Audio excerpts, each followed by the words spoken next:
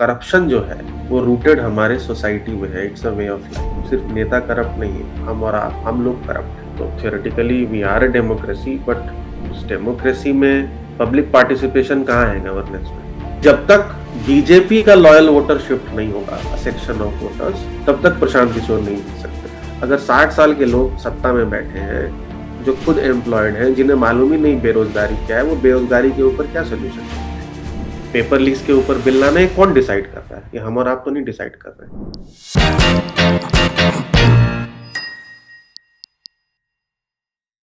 Today we are joined by Mr. Amitabh Tiwari. Mr. Amitabh Tiwari is the founder of VotePipe.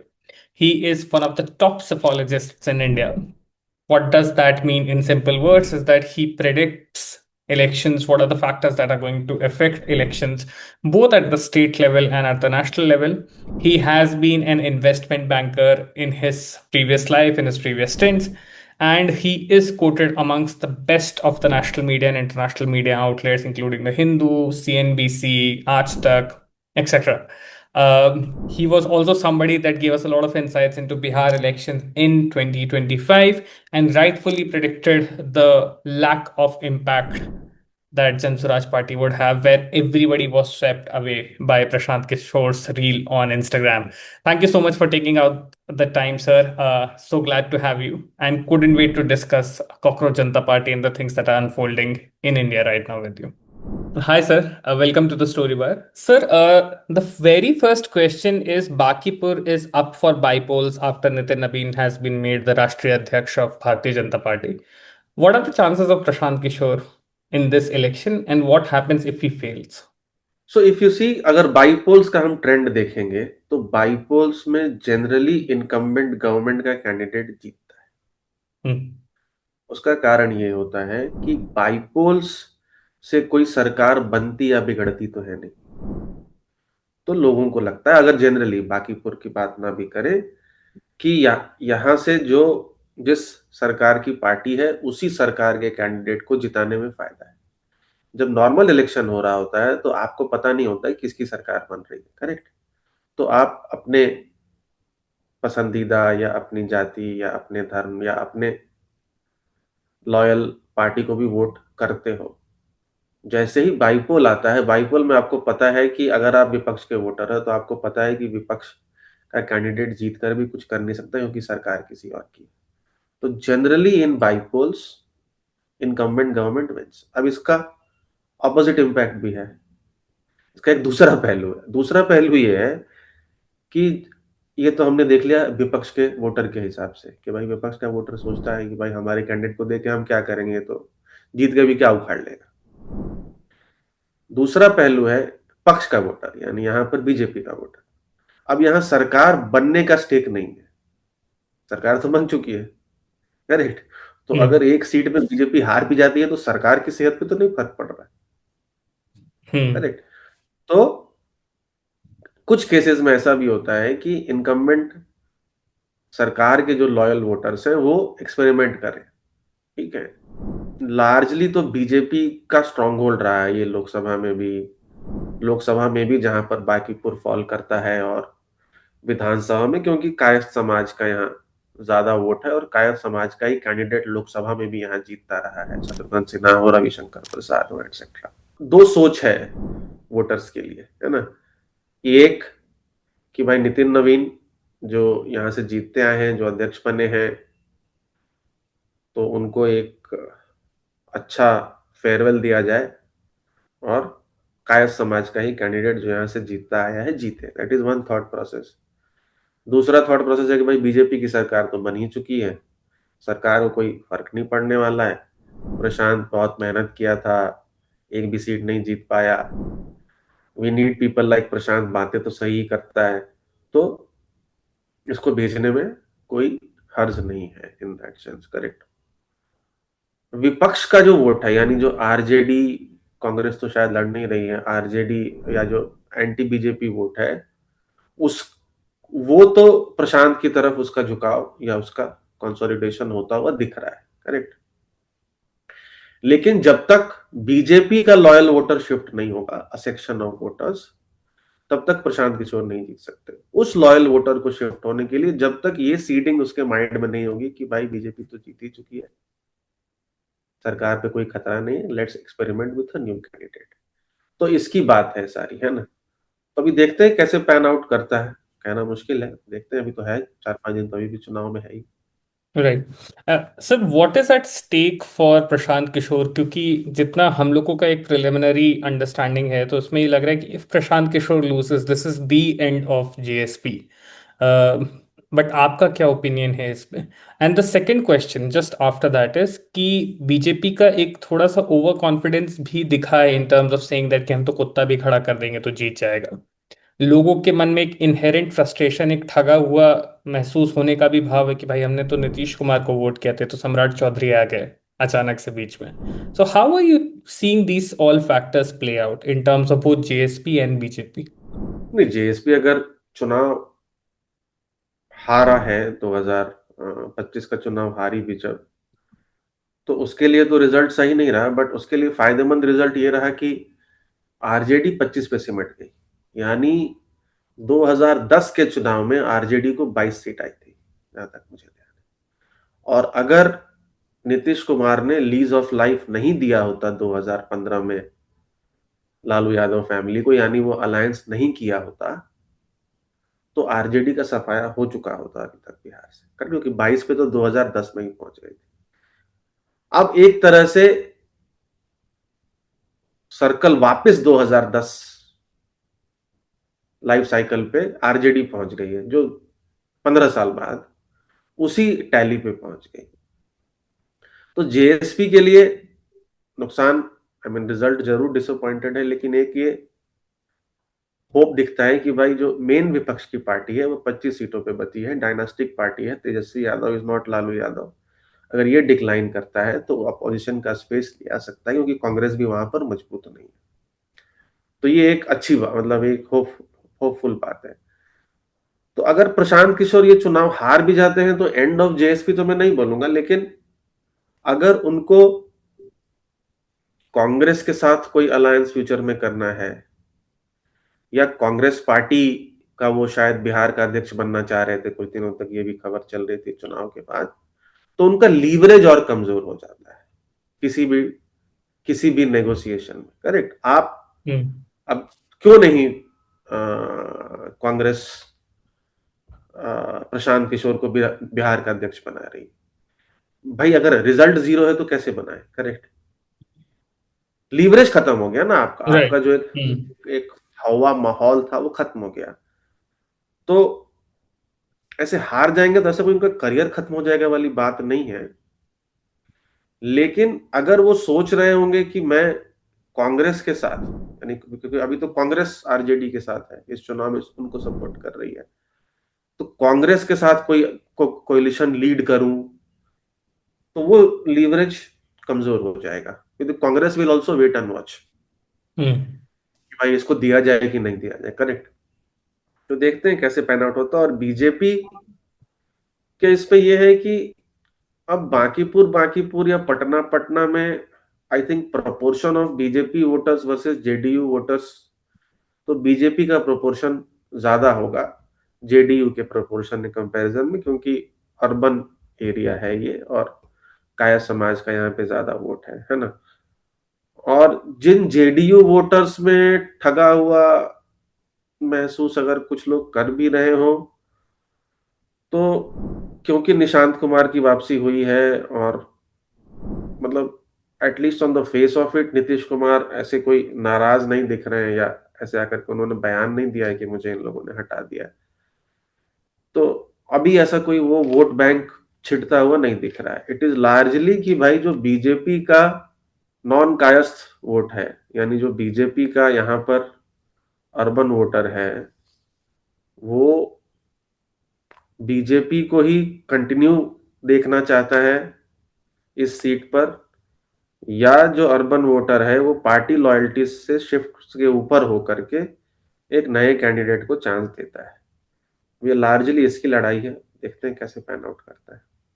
Perfect. Sir, अब local से थोड़ा national चलते हैं।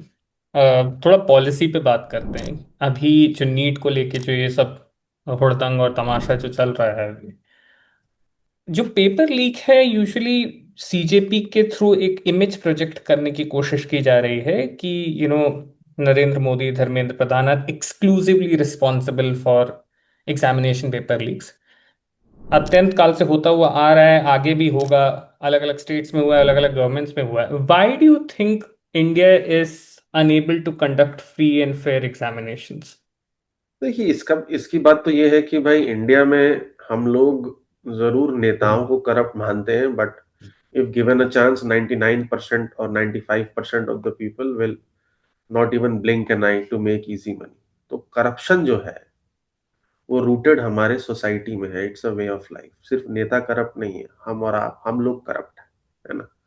तो हमारे जैसे ही लोग, जब भी कोई एग्जाम हो रहा होता है उसमें किसी न किसी, जो वो पूरा वैल्यू चेन है, पेपर क्वेश्चन क्रिएट करने से लेकर के उसकी प्रिंटिंग, उसका ट्रांसपोर्टेशन, उसका स्टोरेज, एक बड़ा वैल्यू चेन है ना। अब उस बड़े वैल्यू चेन में बहुत सारे लोग इन्वॉल्व हैं। तो उस बहुत सारे लोग जहां पे इन्वॉल्व है, वो किसी भी एक इम्पॉर्टेंट नोड पे या इम्पॉर्टेंट जो उसका एक पहलू है, उसमें अगर लोग ग्रीडी हैं तो पेपर लीक होंगे। दूसरा, इसमें कोचिंग इंस्टीट्यूशंस का भी हाथ है। वो इस तरह से हाथ है कि कोचिंग इंस्टीट्यूशंस रिजल्ट निकलने के बाद पोस्टर्स लगाते हैं कि भाई हमारा स्टूडेंट 95% हमारे इतने पास हुए। कई बारी तो एक ही इंस्टीट्यूट दो बच्चों का फोटो रिलीज कर देता है, एडवर्टाइज कर देता है। तो क्योंकि कोचिंग इंस्टीट्यूशंस का बहुत तगड़ा बिजनेस है 12th की पढ़ाई के बाद, यानी कॉम्पिटिटिव एग्जाम्स के लिए, और वहां पर परफॉर्मेंस के ऊपर ही आप स्टूडेंट्स को ल्योर कर सकते हैं अपनी तरफ। अदरवाइज बाकी क्या डिफरेंस है? अगर दो कोचिंग इंस्टीट्यूट है, उसमें डिफरेंस क्या है? Difference quality of teaching, blah blah blah is fine, but ultimately result क्या है? तो उस रिजल्ट को अच्छा लाने के लिए या उस रिजल्ट को इम्प्रूव करने के लिए हो सकता है कि कुछ कोचिंग इंस्टीट्यूट्स भी ये जो वैल्यू चेन है, भले प्रोफेसर हो, ट्रांसपोर्टेशन वाला हो, स्टोरेज वाला है, उसमें से किसी एक पॉइंट को ल्योर कर रहे हैं, जिसकी वजह से हो रहा है। अब ये रुक सकता है कि नहीं? नहीं, कुछ एग्जाम्स हैं जो लीक नहीं होते, जैसे आईआईटी का एग्जाम लीक नहीं हो रहा है। दूसरी बात यह है कि अगर हम डिजिटल इंडिया की बात कर रहे हैं, तो आज क्यों हम एनईईटी जैसा एग्जाम ऑफलाइन कर रहे हैं? क्यों हम उसको क्यों नहीं ऑनलाइन कर सकते? और आज तो अगर आप बहुत सारे ऐसे एनआईएसएम के पेपर्स वगैरह हैं जो सेबी कंडक्ट करता है, लोग घर बैठ के एग्जाम दे सकते हैं। घर बैठ के वो इंस्टीट्यूट इंश्योर करते हैं कि आप चीटिंग नहीं कर सकते उस एग्जाम में, क्योंकि ऐसे सॉफ्टवेयर हैं, है ना, जिसमें वो इंश्योर करते हैं कि भाई कमरे में कोई और नहीं बैठा है, आप कुछ और खोल करके नहीं बैठे हैं, अगर बैठे भी हैं तो वो कैप्चर कर लेता है। तो आज तो स्टूडेंट्स को आपको बुलाने की भी जरूरत नहीं है कोचिंग में, हम्म। एग्जामिनेशन सेंटर पे। अगर एनआईएसएम, एनएससी, बीएससी ऐसे एग्जाम्स कंडक्ट कर सकता है, तो एनईईटी जिसमें करोड़ों छात्र एग्जाम दे रहे हैं और करोड़ों की फीस इकट्ठा कर रही है एनटीए, तो उसमें तो बहुत इजीली किया जा सकता है कि बिना किसी स्टूडेंट घर बैठ के बिना कोई धांधली किए अपना एग्जाम दे सकता है ना। It can be very easily insured in today's system and world and technological advancement. तो आई थिंक उसको ही करने की जरूरत है। हम्म। सर, इसमें कहीं ना कहीं do you feel that the fact that the Indian republic is too dense at the central और ग्रास रूट्स पे आते आते आते आते तक बहुत थिन हो जाता है, इसीलिए लॉ तो जरूर है बट ऑर्डर नहीं मेंटेन कर पाता है? डू यू थिंक यहाँ पे एक स्टेट का भी फेलियर है कि लोग इंश्योर नहीं कर पाते हैं कि? स्टेट, हाँ, मतलब अगर स्टेट गवर्नमेंट पेपर लीक हो रहा है तो स्टेट का फेलियर है। अगर कोई नेशनल लेवल पे एग्जाम कंडक्ट हो रहा है तो अल्टीमेटली वो स्टेट्स में भी हो रहा है। तो कौन सा चेन करप्ट है? कौन सा चेन करप्ट है? स्टोरेज का चेन करप्ट है स्टेट लेवल का, या ट्रांसपोर्टेशन का चेन करप्ट है? तो हो सकता है स्टेट लेवल पे भी है। लॉज की जहां तक बात है तो इंडिया में अब लाखों केसेस पेंडिंग है। पीपल नो कि लॉज में लूपहोल्स हैं या लूपहोल्स को कैसे एक्सप्लॉइट करना है। अब हम अगर आज फास्ट ट्रैक कोर्ट्स की बात कर रहे हैं और स्ट्रिंजेंट पनिशमेंट की बात कर रहे हैं आज की डेट में, तो लॉ तो ऑलरेडी 2024 में बना हुआ है इसके ऊपर। और 2024 में एनईटी का पेपर लीक हुआ और 26 में फिर से। और 2024 का के किंगपिन को सीबीआई ने क्लीन चिट दे दिया है because there is no evidence. Hmm. Correct. तो आज तो लॉ का इम्प्लीमेंटेशन वो बहुत इंपॉर्टेंट है, प्लस जुडिशरी जो ऑलरेडी ओवरलोडेड है हम्म। दूसरे केसेस को लेकर के, वो कैसे इन केसेस को लॉजिकल एंड तक पहुंचाए। अब उसमें पुलिस, सीबीआई, इन सब का रोल है। एक्चुअली लार्जली तो अब ये ऑनलाइन करने की जरूरत है। हम्म। ठीक है, इन सबको डिजिटल करने की जरूरत है और घर बैठे बैठे व्यक्ति एग्जाम दे पाए, इसको इंश्योर करने की जरूरत है। ऐसी टेक्नोलॉजी है, कोई ये बहुत महंगी टेक्नोलॉजी भी नहीं है। और जिस तरह की फीस ये सारे इंस्टीट्यूट्स वगैरह या बॉडीज कलेक्ट कर रहे हैं, उसमें ये काफी आराम से किया जा सकता है। Right sir. आपको बेस्ड ऑन योर असेसमेंट, मतलब सिंस आपका बॉडी ऑफ वर्क बहुत लार्ज रहा है and you have been able to forecast a lot of things very correctly in terms of electoral outcomes, do you think we are moving towards a uni-party state as a country? Because opposition is fragmented, it's weak. I mean, to put it simply, people don't take them seriously. Public movements अगर होते हैं, जैसे NEET का ही movement था, genuine movement start हुआ, but होलिगनिज्म होता है, hijack कर लिए जाते हैं, वेस्टेड ग्रुप्स, इंटरेस्ट ग्रुप्स आने लगते हैं, फॉरेन फंडिंग होने लगती है, तो एक जेन्युइन लोगों की आवाज भी सरकार तक नहीं पहुंच पाती है। तो how do you feel that this government, or any government for that matter, can be actually held accountable if the opposition is fragmented, people don't take it seriously, and genuine movements को सरकार सुनती नहीं है until it turns violent, and then rowdy elements enter into it? How do you think ये जो एक relationship है between the state and the people, ये कैसे मेंटेन किया जा सकता है? इसमें तो पार्टिसिपेटिव गवर्नेंस के अलावा और कोई मॉडल है नहीं। आज की डेट में अगर आप किसी व्यक्ति को एमएलए या एमपी चुनते हैं, तो theoretically we are a democracy, but उस डेमोक्रेसी में पब्लिक पार्टिसिपेशन कहाँ है गवर्नेंस में? आज इस मॉनसून सत्र में सरकार ये 10 बिल लेके आ रही है, तो किससे पूछ रही है कि 10 बिल लाना है कि नहीं, या कौन सा बिल लाना है कि नहीं? करेक्ट। तो सिटीजन्स का रोल सिर्फ इलेक्शन में है या सिलेक्शन में है, selecting candidates and parties who will run the country. But जो लोग सेलेक्ट या इलेक्ट होके आते हैं, वो सिटीजन्स को इन्वॉल्व नहीं कर रहे हैं गवर्नेंस में। हम्म। ठीक है, आज अगर आई एम नॉट सेइंग कि वंदे मातरम का बिल है, I am not saying it is not important, but what I am trying to say is कि वंदे मातरम के ऊपर बिल लाना है या पेपर लीज के ऊपर बिल लाना है, कौन डिसाइड कर रहा है? ये हम और आप तो नहीं डिसाइड कर रहे हैं। हम्म। ये तो गवर्नमेंट डिसाइड कर रही है, अपने आइडियोलॉजिकल बेस के ऊपर कर रही है, या लीडर का के विजन के ऊपर कर रही है, या लीडर के विम्स एंड फैंसीज के ऊपर कर रही है। तो ये चीज नहीं है। दूसरी बात है, इलेक्टोरल रिफॉर्म्स की भी जरूरत है। कि भाई आप एक बार कैंडिडेट चुन लेते हैं, 5 साल तक वो कैंडिडेट नजर नहीं आता है, फिर वो 5 साल बाद आता है, फिर वो कैश डिस्ट्रीब्यूट करता है या बहुत जगह पे करता है, और हो सकता है दोबारा चुन के चला जाए, है ना, फिर वो 5 साल गायब हो जाता है। तो अकाउंटेबिलिटी नहीं है, but how do you hold leaders accountable, उसका मैकेनिज्म कहाँ है? तो अब अगर आप अनलेस आप राइट टू रिकॉल लेके आए कि भाई 2.5 साल में बीच में फिर से एक चुनाव हो जो कि डिसाइड करे कि भाई ये जो एमएलए एमपी है ये कंटिन्यू कर सकता है कि नहीं, या किसी, अब I don't know, I have not thought about it, किसी तरह से सिटीजन्स का जो इन्वॉल्वमेंट है गवर्नेंस में, वो आप उसको बढ़ाएं, उसको इंट्रोड्यूस करें। ये सरकार सिर्फ चुनाव हारने से डरती है, हम्म। सीधी बात। और ये जो प्रोटेस्ट है, ये कोई नीट पेपर लीक का प्रोटेस्ट नहीं है। We have to understand, NEET paper leak is a trigger point. Hmm. आज युवा है, वो बेरोजगारी झेल रहा है, हम किसी भी स्टेट में सर्वे करें, बेरोजगारी नंबर 1 इशू आएगा। जॉब्स है नहीं, सरकारी जॉब्स एस्पिरेशंस को फुलफिल नहीं कर सकते। सरकारी वैकेंसीज लाखों में वो फिल नहीं हो रही है।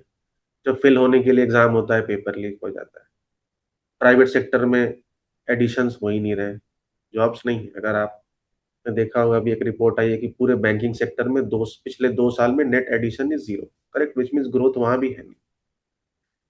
हाइक्स मिल नहीं रहे, ले ऑफ्स हो रहे हैं। इसके ऊपर थ्रेट ऑफ एआई है।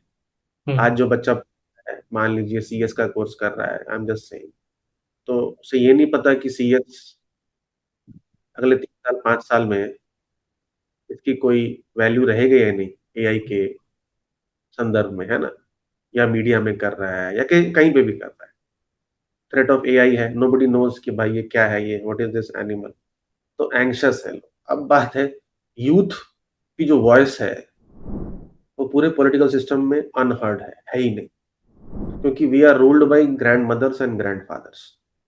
जब आप किसी व्यक्ति को रिटायर कर देते हो 58 या 60 ईयर्स पे प्राइवेट सेक्टर और सरकारी जॉब्स में, उस वक्त आप नेता बनते हो और उस वक्त आप शुरू करते हो अपना पॉलिटिकल करियर। करेक्ट। तो बात रिप्रेजेंटेशन की है कि अगर ये फ्रस्ट्रेशन है, एंजाइटी है, आज भारत में यूथ का लीडर कौन है?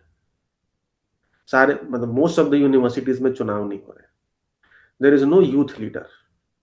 Correct.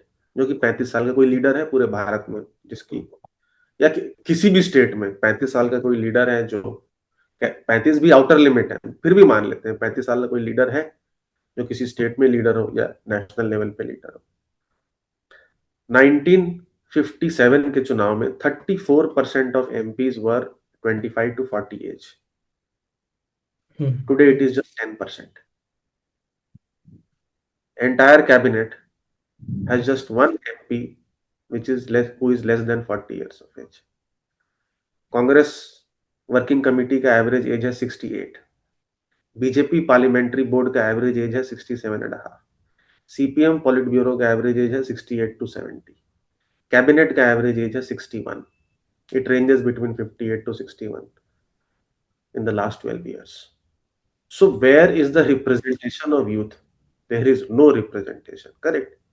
And how can a 60-year old leader or a prime minister or a chief minister understand the language of 18 to 35 year old? है ना। जब हमें आपको अभी आपको समझ आती होगी, जब मुझे समझ नहीं आती और मैं 50 से कम ही हूं अभी, तो 60-70 साल के लोगों को कैसे समझ आ रही? तभी लोग समझ नहीं पा रहे हैं ना। व्हेन वी से कि भाई, आई थिंक कल की सुन रहा था कोई कार्यक्रम, तो अरे वो मीडिया को लोग भगा रहे हैं या कर रहे हैं, उन पे एफआईआर हो जाएगा, उनका करियर खत्म हो जाएगा। तो किसी ने बोला they don't care. Correct. We are assuming कि भाई प्रोटेस्ट में ना जाएं, एफआईआर हो गया हमारा करियर खत्म हो जाएगा। तो सामने वाले को फर्क ही नहीं है, तो हमारे और आपके चिंता करने से क्या होगा। हाँ, इशू रिप्रेजेंटेशन का है कि यूथ की वॉइस जो है वो किसी भी पॉलिटिकल पार्टी में सुनी ही नहीं जा रही है। तो सुनी ही नहीं जा रही तो समझी क्या जाएगी, और उसके उसके ऊपर सोल्यूशन क्या होगा। अगर 60 साल के लोग सत्ता में बैठे हैं, जो खुद एम्प्लॉयड हैं, जिन्हें मालूम ही नहीं बेरोजगारी क्या है, वो बेरोजगारी के ऊपर क्या सोल्यूशन लेके आएंगे, या बेरोजगारी एज अ मुद्दे को क्यों नंबर 1 मुद्दा मानेंगे, या कैसे नंबर 1 मुद्दा मान ले, है ना। They are settled on all their children are well settled perhaps, because अलग अलग एज ब्रैकेट में आपके और अलग अलग प्रोफाइल में आपके मुद्दे अलग होते हैं ना। आपके लाइफ के प्रॉब्लम्स अलग हैं। आपके साथ जो यूथ के मुद्दे हैं वो रेजोनेट ही नहीं कर रहे हैं, क्योंकि आप युवा है ही नहीं, तो कैसे रेजोनेट करेंगे। तो इससे एक अच्छी बात होगी कि यूथ का रिप्रेजेंटेशन है, या यूथ की आवाज जो है, होपफुली करंट पॉलिटिकल इकोसिस्टम में बढ़ेगी। और नहीं बढ़ती है तो फिर कॉकरोच जनता पार्टी या कोई और मूवमेंट जो है वो एक यूथ फोकस पॉलिटिक्स या पॉलिटिकल पार्टी का स्पेस है भारत के परिवेश में। राइट। सर, सीजेपी को लेके आपका वर्डिक्ट क्या है in terms of the leadership, in terms of what is the end goal here? Because अभी तो जो दिख रहा है स्ट्रीट्स पे, that is complete hooliganism, anarchy, vandalism. जो लोग अब इन्वॉल्व हो गए हैं, that people with their own vested interests, political party के लोग आ गए हैं। एंड गोल क्या है सर यहाँ पे? अब सीजेपी का एंड गोल शायद उन्हें भी नहीं पता है कि क्या है। See, it is not a political party, it is a page, correct, it's a handle currently.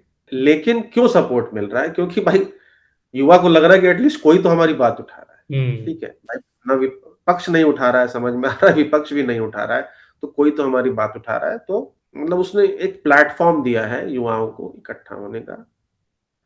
अब लीडर तो उसमें कोई है नहीं। जैसे आम आदमी पार्टी जब बनी थी, या इंडिया अगेंस्ट करप्शन में एस्टेब्लिश्ड लोग थे सिविक सोसाइटी, हम्म। यहाँ पे वैसा नहीं दिख रहा है आपको, करेक्ट। तो अब इसका पॉलिटिकल फ्यूचर क्या है, कैसे पैन आउट करेगी, कहना मुश्किल है। अगर एग्जिस्टिंग पॉलिटिकल पार्टीज में रिप्रेजेंटेशन बढ़ता है और कुछ टेंजिबल सॉल्यूशंस दिखता है युवाओं को, तो हो सकता है कि भाई ये एक ऐसा मूवमेंट मूवमेंट ही बन के रह जाए। हम्म। और अगर एग्जिस्टिंग पॉलिटिकल सिस्टम में वॉइस नहीं मिलता है यूथ को, तो हो सकता है कि भाई प्रेशर हो यूथ का। कॉकरोच जनता पार्टी तो एक हैंडल है ना, ऐसे 10 हैंडल क्रिएट हो सकते हैं कल को। हम्म। कल कोई भी खड़ा हो सकता है, कोई भी ऐसे एक युवा खड़ा हो सकता है, कहे कि भाई मैं युवाओं की बात करूंगा हम्म। सोशल मीडिया पे। आजकल तो कैंपेन करना कोई मतलब इजी है comparatively, compare to hmm. Earlier times ना। अब मतलब हम्म। अपनी आवाज को लोगों तक पहुंचाना आसान है कंपैरेटिवली, हम्म। पहले कंपैरिजन में। तो अभी मतलब डिफिकल्ट टू से कि क्या क्या शेप लेगा, बट ये फोर्स करेगा पॉलिटिकल पार्टीज को रीथिंक करने के लिए। क्योंकि हुआ क्या है कि अभी तक यूथ का जो डिसकंटेंट फ्रस्ट्रेशन है वो न्यूट्रलाइज हो रहा था, वो चुनाव में उसका इंपैक्ट नहीं दिख रहा है। तो जब तक चुनाव में इंपैक्ट नहीं दिख रहा है तो पॉलिटिकल पार्टीज कोई ध्यान नहीं देती किसी भी मुद्दे पे। तमिलनाडु का जो चुनाव है उसने ये दिखाया है कि यूथ जो है वो सरकार बनवा सकता है, गिरा भी सकता है। हम्म। क्योंकि यूथ वहां पर अब यूथ अपने इन इन्फ्लुएंस से अदर कैटेगरीज ऑफ वोटर्स को भी टीवीके के प्लेटफॉर्म पे लेके आया। हम्म। तो आज अगर बीजेपी सत्ता में रहते हुए अगर आउटरीच कर रही है, तो उसका कारण है एक कि ये नंबर बड़ा है, 20%। इनफैक्ट 18 to 40, तो 40% ऑफ द इलेक्टोरेट। दूसरा, इसको एक प्लेटफॉर्म मिला है और ये अपनी आवाज उठा रहा है।